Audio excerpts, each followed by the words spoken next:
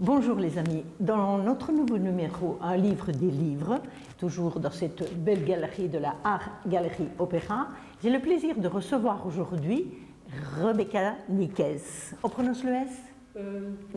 Pas spécialement. Bonjour Rebecca. Bonjour Marie-Joanne. Rebecca, vous êtes ici invitée à l'émission Un livre des livres en tant qu'écrivaine, mais j'ai lu que dans votre première tranche de vie, vous étiez dans l'édition. Alors, l'édition et puis l'écriture, c'est une suite logique? Peut-être pas vraiment, c'était un peu le hasard. En fait, c'était une maison d'édition Reader's Digest, donc des livres de grand public, mais j'ai toujours adoré écrire. Et bon, c'était chouette de travailler dans une maison d'édition, mais j'écrivais déjà bien avant que je ne commence à travailler. Alors, j'ai lu avec beaucoup de plaisir ce deuxième roman, Requiem à deux voix.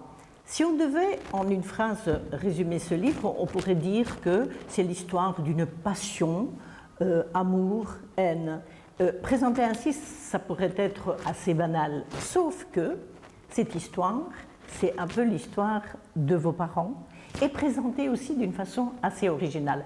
Alors, avant de pénétrer vraiment dans le vif du sujet, Rebecca, dites-nous un petit peu quelle est l'origine de cette envie d'écrire au sujet de vos parents. En fait, c'est après leur décès que cette envie m'est venue, parce que bon, j'avais trouvé leur histoire assez intéressante et interpellante, puisqu'ils s'étaient fort aimés, et puis finalement, cette histoire d'amour s'est transformée en haine.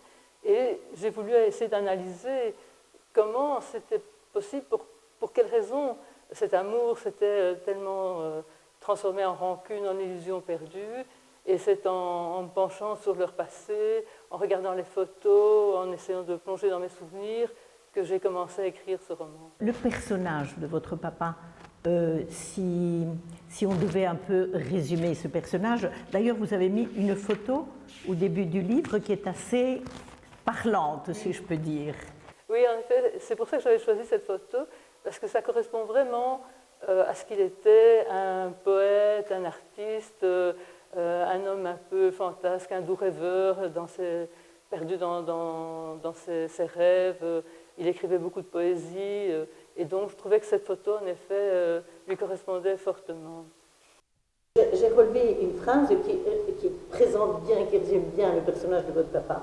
Ma mère n'en revenait pas d'avoir engendré un artiste. Bien entendu, elle n'en parlait pas à mon père, devant lequel je feignais d'être turbulent, toujours prêt à entamer une partie de ballon.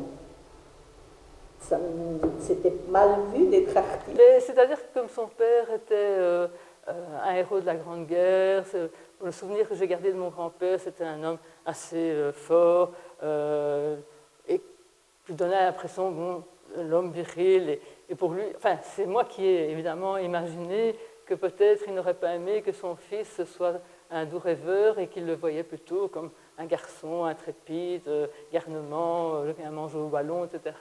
Mais bon, c'était mon interprétation, évidemment. Rebecca, encore un petit mot à propos de votre dernier ouvrage, L'heure bleue, un opuscule. Vous pouvez nous dire de quoi il s'agit en quelques mots?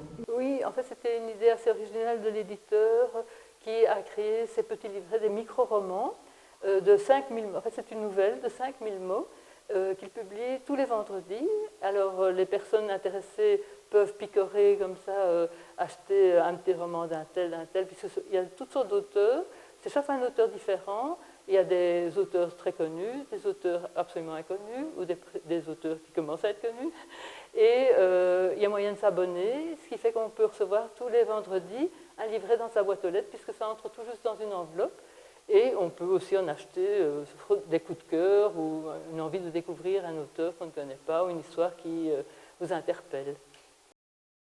En quelques mots, de quoi s'agit-il? Puisque je ne l'ai pas encore lu, En fait, c'est l'histoire d'un couple qui est détruit par l'alcoolisme. L'homme boit et c'est la réaction de l'homme et de la femme, différentes situations dans leur couple, cette vie infernale que peut faire vivre un alcoolique. Donc cette nouvelle se base sur ce problème, qui est quand même aussi un problème de société. Et bon, le tout est de voir l'heure bleue, c'est le moment décisif où une décision va se prendre, et on ne sait pas qui va arriver à sortir, soit la femme, soit l'homme. L'homme va-t-il arrêter de boire, la femme va-t-elle partir? Donc au niveau genre littéraire, on le situe dans la nouvelle. La nouvelle, c'est ça. Ok. Eh bien, on le rappelle, l'heure bleue, l'opuscule de Rebecca Niquet. Merci. Merci.